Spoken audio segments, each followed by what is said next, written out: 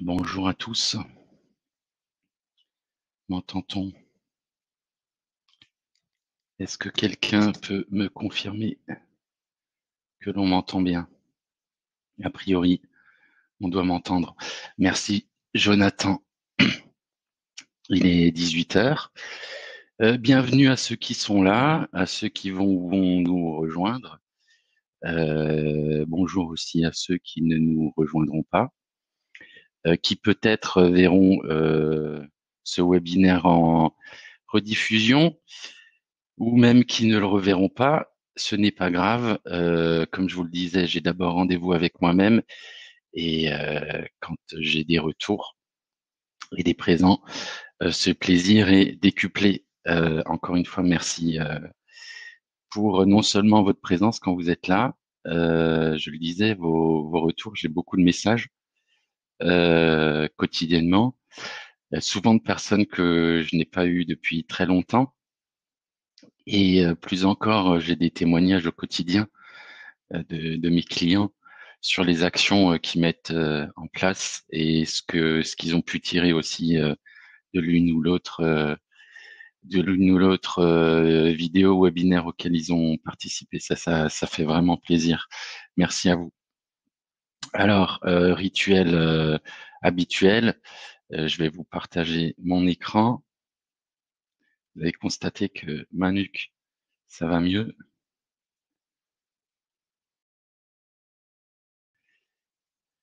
Donc, bienvenue pour ce webinaire Business Résilience. Au programme, on va se refaire une petite revue de presse, sauce à ma façon. Ceux qui étaient présents hier, en tout cas certains m'ont dit que c'était intéressant. Rapide point sur le plan d'action phase 1. Pensée du jour de l'esprit contrariant dans un monde contrarié. L'état d'esprit, c'est penser et agir Kaizen. Alors, ceux de mes clients qui m'écoutent là m'ont souvent entendu certainement parler de l'approche de la philosophie Kaizen. Action à mener, construire son plan de reprise, épisode 3 sur 5. Et aujourd'hui, on va essayer d'imaginer les différents scénarios de reprise possibles afin de s'adapter au mieux et de pouvoir construire des objectifs cohérents. Parce qu'encore une fois, j'ai eu de nombreux échanges avec des commerciaux. On peut avoir la volonté, on peut avoir l'énergie, on peut se préparer. Il y a quelque chose sur lequel on ne peut pas ou quasiment pas agir. C'est le contexte économique dans lequel on va évoluer. Alors, plan d'action très rapide. Hein, j'en suis au même point que hier. Principalement ce matin, plusieurs échanges encore avec des clients, d'anciens clients de précédents business. Ça fait aussi plaisir de continuer à conserver le lien et d'apprendre qu'ils ont plaisir à regarder ces vidéos et essayer autant que possible de produire parce que chaque jour qui passe, j'ai davantage de clients qui sont prêts et savent que il est nécessaire plus que jamais d'être le plus efficient possible pour relever les défis qui nous attendent. Alors, j'ai zappé, excusez-moi, j'ai zappé la revue de presse. On va passer par la revue de presse. Alors, comme hier, moi simplement, je vais sur Google Actualité, news.google.com. Ils ont créé une catégorie spécifique pour le Covid-19, hein, donc c'est que ça vaut vraiment le coup. Moi, je vais rapidement passer en revue les grands titres avec vous et les commenter. 5 petites minutes. La situation s'aggrave en Europe. Bon, ok. 3 283 3200. Voilà, il y a un souci là, le monde. Qu'est-ce qui se passe? Qu'est-ce qui nous dit le monde? 3 300 000 Américains se sont inscrits au chômage en une semaine. Ok. Ok. Bon alors, ok, c'est beaucoup, peut-être. Il faudrait creuser, pondérer par rapport au nombre d'actifs. Mais après, il faut aussi savoir que les modalités aux États-Unis ne sont pas ce qu'elles sont en France, ce qu'oblige toujours très souvent la presse pondérée.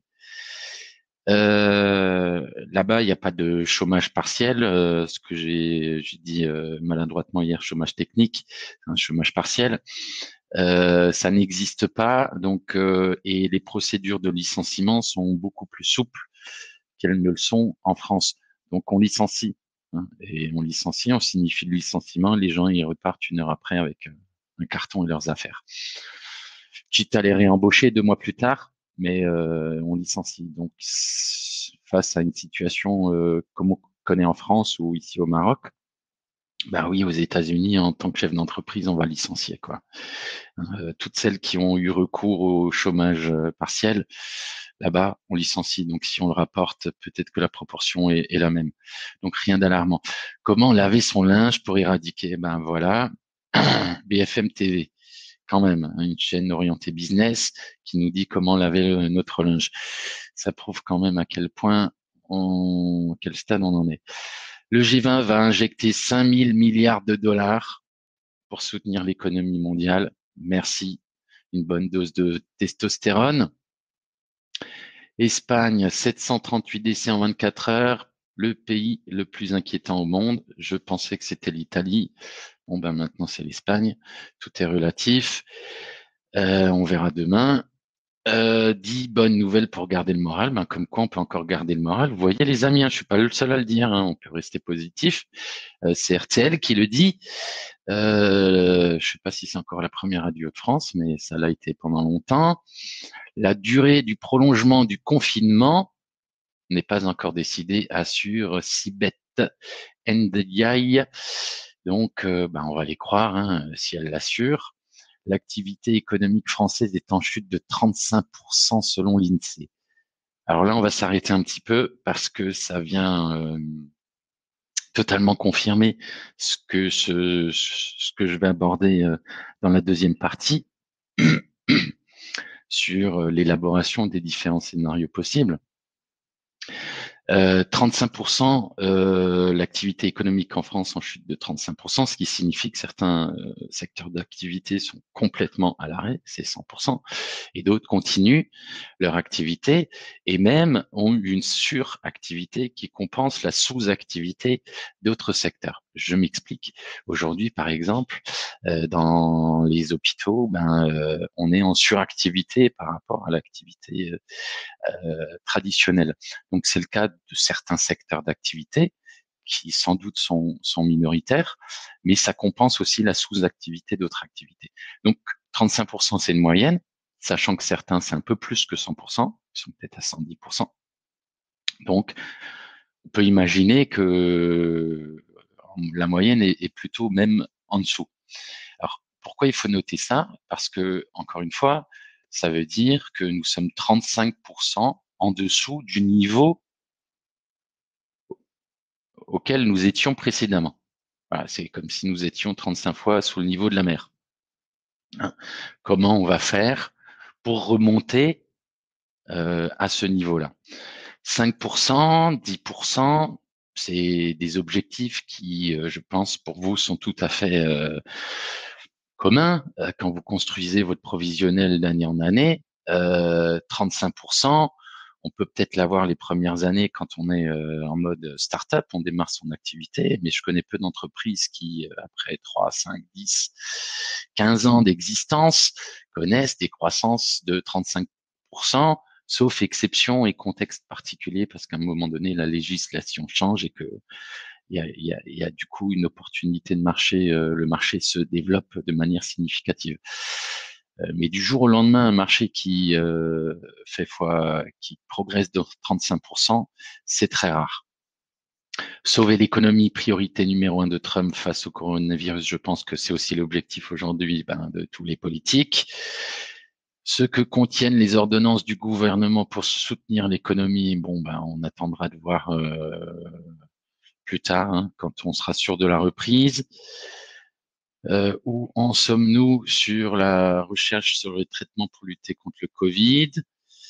Le coronavirus mute très peu.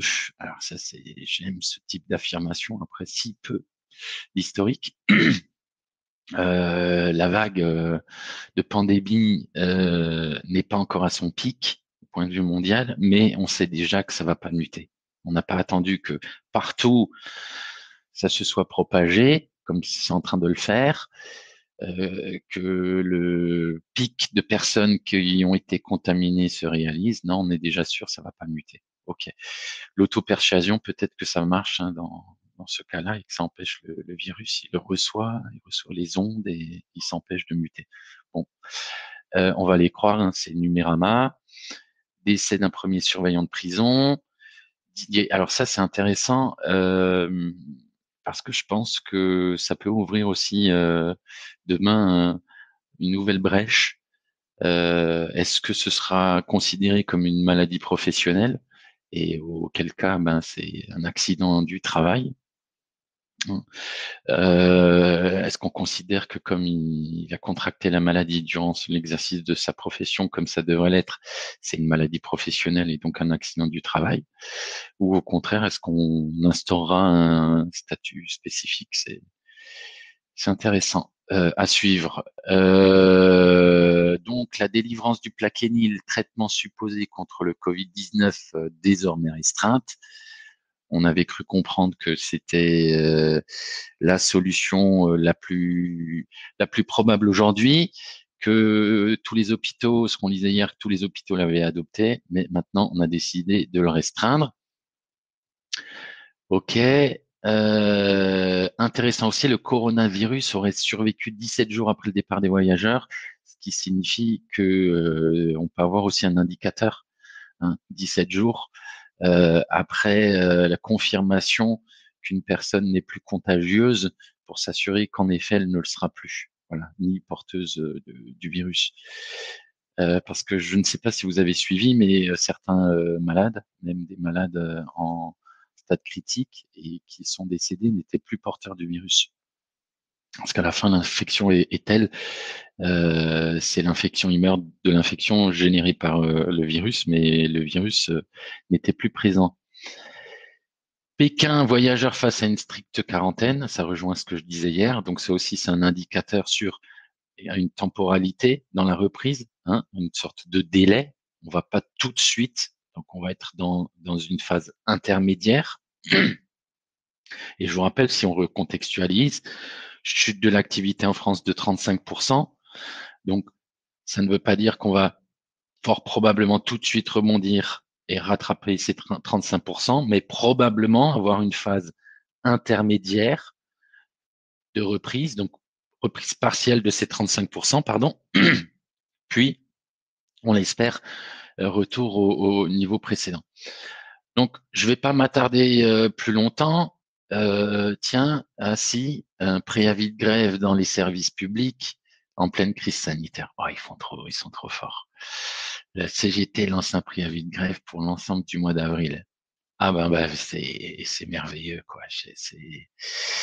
C'est beau. Et puis si bête NDI fait son mea culpa après ses propos polémiques sur les enseignants, c'est voilà, on est dans un monde merveilleux. Allez, ça suffit. On va pas se laisser perturber. On revient au sujet du jour, la pensée du jour de l'esprit contrariant dans un monde contrarié.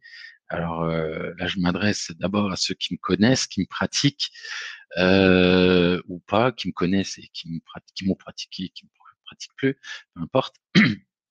Vous savez que je n'ai pas l'habitude de dire oui et amen. J'ai très souvent l'habitude à minima de pondérer, voire de contester. Hein, et je vous le disais, je le fais d'abord et avant tout avec moi-même, la démarche contrariante. Et si ça me permet, je vous l'exposais, d'ouvrir, à mon sens, le champ des possibles. Mais qu'est-ce qui se passe lorsque, pardon, le monde qui nous entoure perd ses repères, ses certitudes et devient contrarié? Alors, qu'est-ce que j'entends par contrarié? C'est que, il y avait un ordre des choses, un déroulement au niveau individuel et collectif. chacun dans sa propre planification qui s'inscrivait dans une planification globale et majoritairement tous euh, orientés vers toujours plus de croissance, vers du plus. Et là, on se retrouve, je l'ai évoqué également hier, dans un immobilisme. Et du coup, ben, tout ce qui fondait nos certitudes se retrouve contrarié. Voilà. Donc pour quelqu'un comme moi qui a un esprit contrariant par défaut, qu'est-ce que ça change? Est-ce qu'on est plus libre de s'exprimer? Est-ce que on commence à avoir raison? Est-ce que au contraire, euh, ça rend caduque toutes les contrariétés qu'on a pu exprimer? Alors je m'explique, caduque ou dans le sens où ben puisque je vous le disais, à l'instant T, plus rien n'est vrai, puisque nous sommes dans l'incertitude quasi totale. Ben, contrarier ce qui était vrai avant, est-ce que ça a encore du sens? euh, C'est sans doute abstrait ce que j'essaie d'exprimer, mais il me semble important de prendre un petit moment pour vous partager mon ressenti, même si ce sera peut-être pas plus clair. Mais je reviendrai très certainement sur le sujet. Tout ce que je fais, tout ce à quoi je me suis engagé à produire, que vous soyez là maintenant ou là plus tard en rediffusion ou pas là du tout, hein, tout ce que je me suis d'abord engagé à produire vis-à-vis de moi-même euh, est basé sur une démarche contrariante.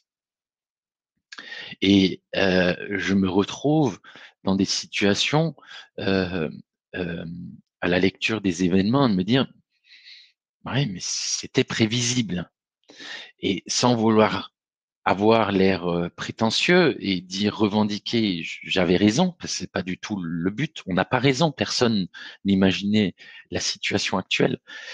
Mais de dire c'était prévisible et ne veut pas dire euh, je le savais, parce que non, je ne le savais pas. On pouvait s'attendre à quelque chose, mais le quoi précisément, c'était euh, totalement imprévisible.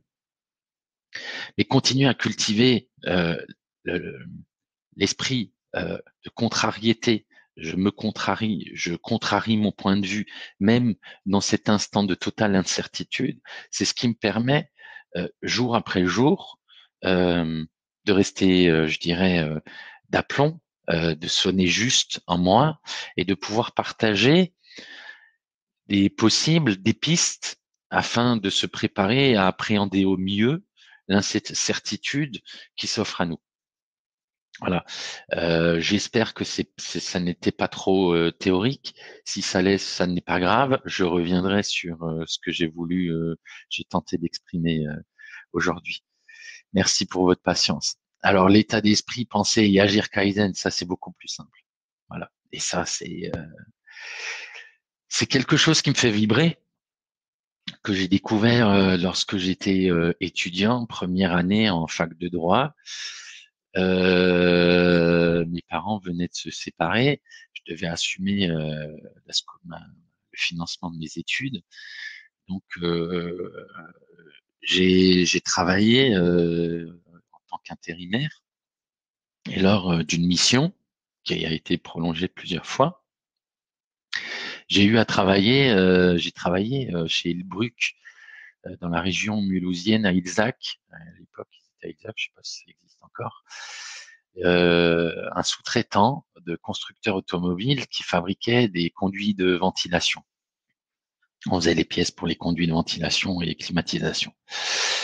Et donc, on travaillait en binôme sur des postes de travail et on faisait à la chaîne plusieurs opérations pour préparer, mettre dans le moule, le four, puis on sortait, etc.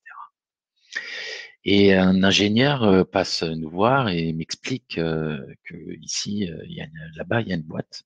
Hein, c'est une boîte à idées, mais pas n'importe quelle idée. Toute idée qui permet d'améliorer la productivité, le rendement. On avait une prime de rendement, des objectifs jour en nombre de pièces. Voilà. dès lors qu'on était en capacité de proposer des idées qui permettaient d'améliorer la productivité, la production, on recevait une prime de 500 francs. Bon, à l'époque, on était en francs, le SMIC devait être à 2005, 3000 francs, 500 francs, c'était énorme. Moi, j'étais là en tant qu'intérimaire, j'avais une prime de 10% de précarité, 10% pour les congés impayés. Donc la prime, c'était tout de suite 600 francs, c'était énorme. Donc je me disais, je vais bien avoir une ou deux bonnes idées. C'est comme si j'avais travaillé plus longtemps. Et donc j'interroge un peu l'ingénieur et qui m'explique en fait qu'ici ils appliquent le Kaizen, l'amélioration continue, et qu'en fait c'est très simple. Hein, c'est basé sur une philosophie très simple. En chacun de tes pas, tu as l'opportunité de t'améliorer de manière simple et sans effort. Waouh! Et donc je découvre ça et je me dis bon ben on va essayer de l'appliquer. Et avec mon binôme qui était un médecin, un réfugié politique qui pouvait pas exercer en France, qui se retrouvait à la chaîne, parlait anglais. On a commencé à imaginer, il me remplit la boîte à idées et plusieurs bonnes idées ont été retenues. Donc on a touché nos primes Kaizen. Et depuis, et dès ma première entreprise, j'ai appliqué cette démarche en disant aujourd'hui j'essaie de faire mieux que hier, sans me mettre aucune pression, en améliorant de petits gestes, de petites choses. Mais l'amélioration de ces petites choses mises bout à bout améliore considérablement et durablement mon efficience. Mon efficience, qu'est-ce que c'est? C'est ma productivité et le niveau de qualité dans lequel je réalise cette productivité. Donc, penser Kaizen, c'est vraiment, et agir Kaizen, c'est vraiment la période où aujourd'hui vous pouvez aussi changer vos attitudes, où très souvent, je le vois avec mes clients, on cherche à réaliser des grands progrès, mettre en place de grandes choses, peut-être revenez à des choses beaucoup plus basiques, euh, améliorer les choses constamment, petitement, dans la régularité, impliquer vos collaborateurs si vous travaillez en équipe, à adopter cette démarche à chaque instant. Vous m'avez vu, peut-être je partageais la présentation, j'ai vu une faute d'orthographe, je m'arrête, je corrige, je reviens. C'est fait. Tout ce que l'on peut faire simplement et qui coûte moins de temps et moins d'efforts de le faire maintenant que de le remettre à plus tard, de le planifier à plus tard, faites-le maintenant. Essayez aussi d'agir vraiment en pensant et agissant Kaizen. En chacun de vos pas, vous avez l'opportunité de vous améliorer de manière simple et sans effort. C'était l'état d'esprit du jour. Merci. Action à mener, construire son plan d'action, volet 3 sur 5. Quoi, pourquoi, comment. Alors le quoi, je vais revenir, je l'ai déjà un peu abordé hier, excusez-moi un instant. Il s'agit en fait de définir une destination et un chemin pour y parvenir. Hein, on parlait, là on définit les scénarios, quels scénarios? Les scénarios de reprise. Pourquoi? Pour adapter nos objectifs au plus près de ce que peut être la réalité, sans attendre que la réalité se réalise. Donc, se préparer à mieux, est-ce que je le disais à l'instant, en fonction de tous les contextes économiques envisageables. On ne peut pas tout envisager, je l'expliquais hier, on ne peut pas prévoir l'imprévisible, mais on peut élaborer différents scénarios, les remakes d'un film, de telle sorte que si un autre film sort au cinéma, ben, il y a peut-être des scènes qu'on aura déjà imaginées ou déjà vues. Peut-être pas l'ensemble du film, mais une bonne partie du film, et on sera moins dérouté que les autres spectateurs, moins surpris. Donc, et ça permet aussi d'imaginer et de définir les différents plans de bataille possibles. Voilà.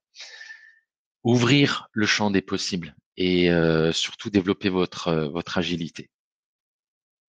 Pourquoi pourquoi il est important de prendre un moment, pardon, pourquoi il est important de prendre un moment pour repenser votre business plan, le matérialiser, parce que il est impossible aujourd'hui d'estimer la contraction du marché. On l'a vu tout à l'heure. Aujourd'hui, après 2 semaines, on nous parle de 35%. On a vu hier qu'on estime que ça peut aller à 6 semaines. Que sera la contraction de l'activité au bout de 6 semaines? Nul n'est capable de le prévoir. Donc, on ne peut pas aujourd'hui définir des objectifs sur le contexte qui était préalable, hein, pré-confinement. C'est caduc. On va peut-être y revenir, mais immédiatement, ce ne sera pas la situation. Donc, repenser ces objectifs n'est pas accessoire, c'est impératif. Et on va rentrer dans le détail tout à l'heure. C'est doublement impératif. C'est impératif parce que euh, envoyer les troupes au combat, puisque nous sommes en guerre, avec des objectifs démesurés, c'est s'assurer que personne ne réussira. Et ça, vous aurez le retour du boomerang. L'insatisfaction, la frustration, la démotivation. Vous allez le payer. De deux, euh, euh, je disais, par rapport à votre force de vente. De deux, par rapport à la réalité de la situation financière, la santé, je vais utiliser le langage, hein, la santé euh, de votre entreprise. Voilà. Est-ce qu'elle sera en crise sanitaire ou est-ce qu'elle sera en bonne santé? Voilà. Est-ce qu'elle sera guérie ou elle sera toujours en stade critique, en réanimation? Voilà. Parce que si vous fixez des objectifs qui correspondent au marché sans tenir compte de la réalité de votre seuil de rentabilité, ok, on va peut-être atteindre les objectifs, mais il va nous manquer beaucoup pour être rentable. Vous allez creuser votre tombe. Donc, on verra tout à l'heure comment on peut pondérer. Voilà. C'est aussi important pour garder l'esprit clair et éclairé dans une situation d'incertitude extrême. Et au-delà, vous pourrez davantage et plus aisément expliquer vos choix, votre stratégie, vos décisions, voire vos contre-décisions auprès de vos collaborateurs, vos partenaires ou vos clients. Voilà, parce que vous allez devoir prendre des décisions. Ces décisions, c'est peut-être se séparer de collaborateurs, c'est peut-être se séparer de certains clients, c'est peut-être développer de nouveaux marchés, c'est peut-être modifier complètement votre façon de faire sur certains points. Tout est possible, hein, on l'a déjà évoqué. Et enfin, pour ne pas être démuni, tout simplement. Alors, comprendre les différents types de reprises économiques possibles. Si vous n'avez pas de notion culture économique, moi je vais juste vous présenter ce que les économistes envisagent de manière vulgarisée. Hein. Alors les experts en économie, je vous présente mes excuses.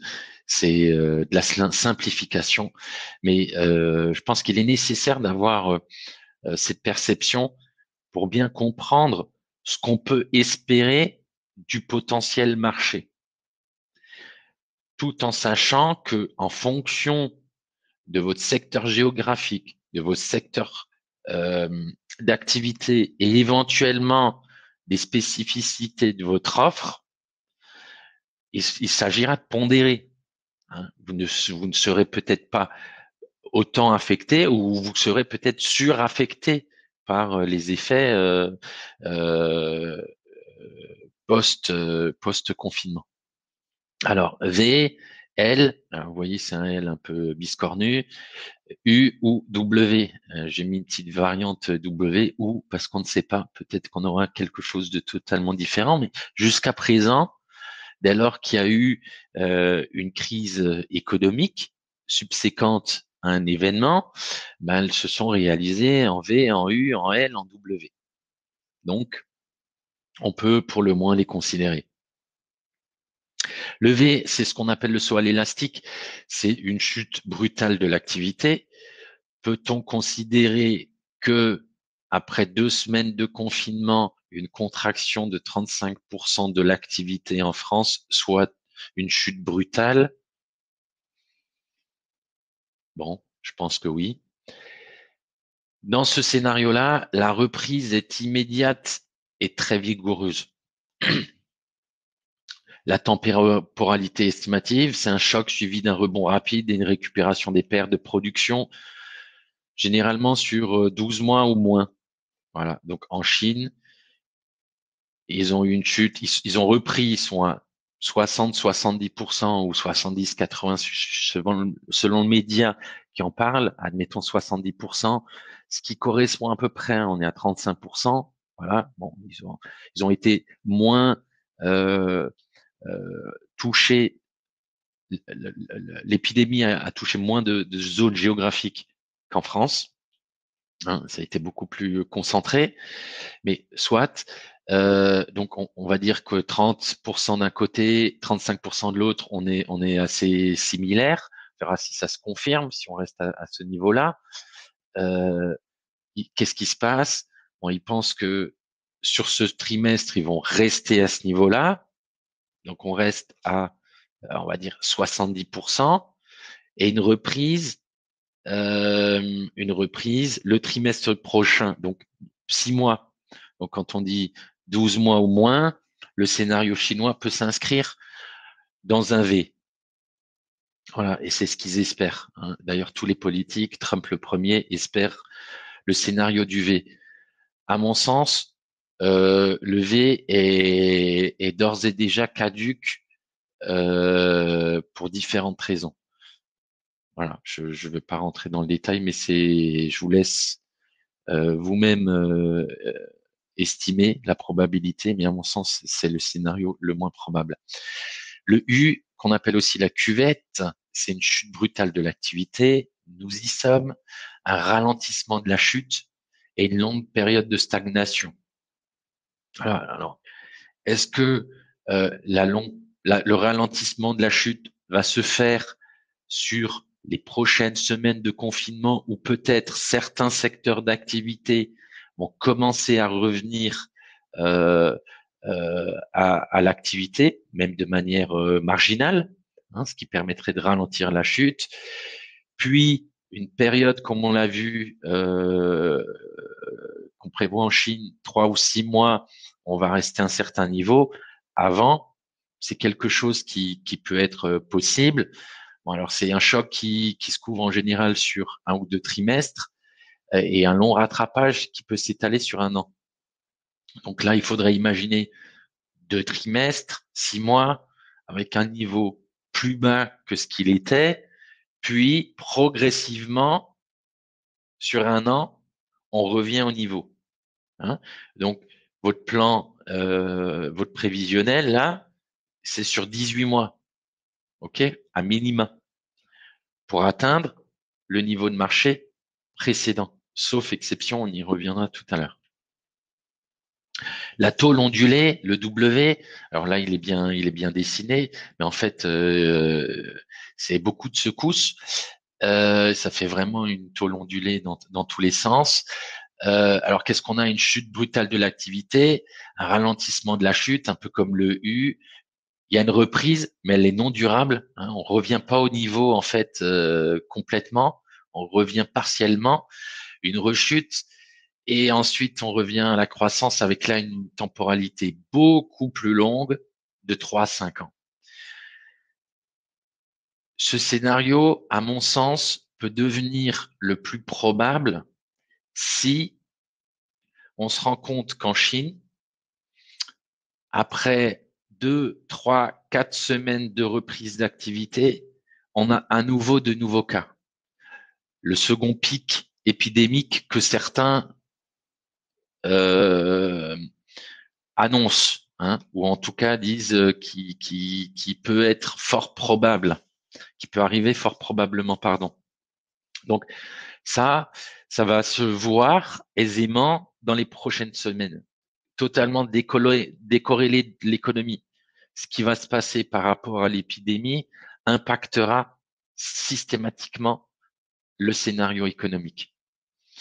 Enfin, le scénario, je vais dire le plus noir, parce que c'est une réalité.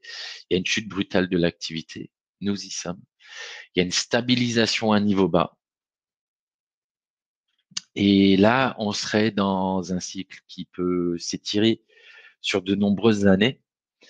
Alors, si certains d'entre vous connaissent les cycles de Kondratiev, on serait en fait, on démarrait la phase B d'un cycle de Kondratiev et qui pourrait s'étaler. Je vais vous donner là en commentaire dans le chat une étude d'un chercheur extrêmement intéressante. C'est assez complexe, hein, ça prend je dirais, une bonne demi-heure de lecture et un peu plus si vous voulez bien creuser ce qu'il expose. Mais du coup, là, on serait à l'horizon 2030. Hein, on est en 2020, 10 ans, c'est très long. Voilà. Je vous l'ai encore dit, ça n'est pas parce que je regarde et j'étudie toutes les possibilités que je suis pessimiste. Ce n'est pas parce que je dis que c'est possible, que c'est une probabilité, que j'y adhère. La vérité, elle va se réaliser d'elle-même, elle va se manifester à nous. Mais d'envisager que ça puisse arriver, ça peut me permettre de définir comment je peux réagir dans ce genre de situation. Donc, et on y vient, le comment. Alors comment? Ben, moi, je vous invite simplement, c'est de reconstruire un prévisionnel. Mais là, on l'a vu avec 4 versions. Ou s'il y a une version auquel vous ne croyez pas, ou deux, ok, vous en faites que 3. Mais préparez-vous et définissez une temporalité. Ok, si ça dure 18 mois, j'étale sur 18 mois progressivement le chiffre parce qu'il est inutile dès le premier mois de repartir avec 100% de l'objectif. Vous pouvez partir peut-être à 60% et vous dire, ben, dans 12 mois, on essaiera de faire 110 pour compenser ce que vous ne ferez pas les premiers mois. Euh, Au-delà de ça, définissez les objectifs en fonction du potentiel marché. Je l'expliquais déjà hier. Peut-être que certains secteurs d'activité vont avoir plus de mal à revenir à un plein potentiel marché. Si on contraint les restaurateurs à conserver une certaine distance entre les clients, entre les tables, ben, au lieu de faire 30 couverts, j'en fais peut-être que 15. Rajouter à cela peut-être la peur phobique que certaines personnes auront développée et je n'ai pas 100% du marché, je n'ai pas 100% du potentiel. Hein. Donc, il faut aussi définir, est-ce que dans mon secteur d'activité, pour les entreprises, mes produits et services, en cette période contrastée, seront toujours une priorité au même niveau? Ou est-ce qu'elles vont un peu réduire leur budget? Parce que si elles réduisent leur budget et qu'il y a moins d'entreprises, vous avez un double facteur euh, impactant le potentiel marché. Donc, c'est pas compliqué. Je vous invite juste à vous mettre en situation. Pourquoi? Parce que, encore une fois, euh, ça vous permettra aussi ben, de dire, OK, mon marché, sur les 12-18 mois, en moyenne, on va être à 80%. Avec une marge moyenne que je génère sur les derniers exercices, euh, j'ai une marge résiduelle de temps, marge brute de temps. Est-ce que je couvre mes seuils, mes frais de structure? Est-ce que j'atteins mon seuil de rentabilité? Oui ou non? Si vous voyez que vous allez perdre tous les mois de l'argent, il est urgent d'essayer d'imaginer comment vous pouvez améliorer votre marge, hein, sur les produits, sur les prestations, euh, sans pour autant euh, compter sur le développement du marché, mais davantage développer vos clients, améliorer la marge sur les affaires existantes, hein, repenser complètement votre calcul de marge. Euh, comme je l'évoquais hier, hein, rester smart plus que jamais. Les objectifs, ils doivent être spécifiques, c'est-à-dire que si vous avez une grande zone géographique, certains secteurs, j'en parlais encore aujourd'hui, le secteur de tout à l'heure là dans un workshop avec un client et son directeur commercial, il couvre le Grand Est. Je dis bon ben le secteur Mulhouse, les prochaines semaines, ça va être le plus difficile parce que c'est l'une des zones en France qui est le plus touchée. Je suis d'origine mulhousienne. Je salue ma sœur là qui est au lit et qui m'a annoncé ce matin que bon ben elle est infectée, elle est peut-être pas traque mais j'ai foi en elle, c'est une guerrière. Je croise les doigts pour toi petite sœur. Euh, il y a des zones où ben plus de malades, ce sera plus difficile de reprendre. Voilà, les entreprises auront été plus impactées parce que certains collaborateurs plus difficiles à reprendre. Les gens connaissent plus de monde autour d'eux qui ont été touchés. On aura peut-être davantage la phobie de laisser entrer quelqu'un à la maison. En tout cas, il y a des secteurs où on est moins impacté et on retrouvera peut-être plus rapidement, plus facilement aussi. On connaîtra un retour à la normalité plus facile et plus aisé et plus rapide. Donc, spécifique et en fonction du commercial, hein, on l'évoquait déjà hier, mesurable, donc ça doit être quelque chose de concret, ambitieux mais réaliste et plus que jamais. Et encore une fois, vos objectifs, vous pouvez faire différents scénarios en fonction du contexte économique. Voilà. Et je sais bien que c'est quelque chose que vous n'avez jamais pratiqué parce que vous êtes toujours parti sur l'année N-1 et l'année prochaine, on va faire plus temps. Point barre. Parce on s'est jamais préparé à ce que le marché il fasse moins bien. Je vous invite. Alors, même si vous ne faites qu'un scénario, imaginez, hein, en conservant votre scénario pré pandémie, pré confinement, faites-en au moins un scénario catastrophe. Qu'est-ce qui se passe si ça baisse vraiment de 35 ou 50%? Comment on s'en sort? Voilà. Comment bien on devient inventif pour développer de nouveaux produits, pour améliorer la marge, pour renégocier peut-être avec des fournisseurs, pour réduire, gratter à différents niveaux et compenser cette perte. Pourquoi? Parce que l'objectif ultime, je vous l'ai déjà dit, et je le redis, et je vais le dire à chaque session, c'est de retrouver le plus rapidement possible le rythme de croisière, c'est-à-dire une rentabilité pérenne qui s'inscrit dans le temps. Voilà. Comment faire aussi pour définir les objectifs? Ben, c'est en utilisant de vrais outils de business intelligente et de pilotage. C'est le moment ou jamais de renoncer à vos feuilles de calcul que vous passez des heures et des heures et des jours chaque mois à consolider, qui sont systématiquement périmés quand vous les consultez, parce qu'il y a un temps de décalage entre le temps de saisie et le temps d'analyse. Basculer au suivi, au pilotage en temps réel. Pour tous ceux que ça intéresse qui n'ont pas d'outils, je vous l'ai dit, faites-moi signe, envoyez-moi un mail et je prendrai un moment avec vous. On discutera de votre contexte et je vous recommanderai les meilleurs outils que je connais pour répondre à votre besoin. Tout cela gratuitement et avec grand plaisir. Hein. Mon but ici, c'est de contribuer à ce que tous ensemble, ben, on passe ce trou noir, cette phase d'incertitude de la meilleure des façons possibles et en sortant plus fort et plus performant.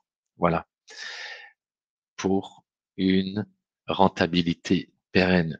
Sur ce, merci à tous. Et rappelez-vous, tant qu'il y a de la vie, il y a de la vie. Et tant qu'il y a de la vie, il y a de l'espoir. Merci. Ça me fait chaud au cœur, je le redis. C'est peut-être Loukoum et compagnie, mais pour moi, c'est important de vous dire merci. L'univers l'entend et il me le rend 1000 fois. Portez-vous bien et à très bientôt.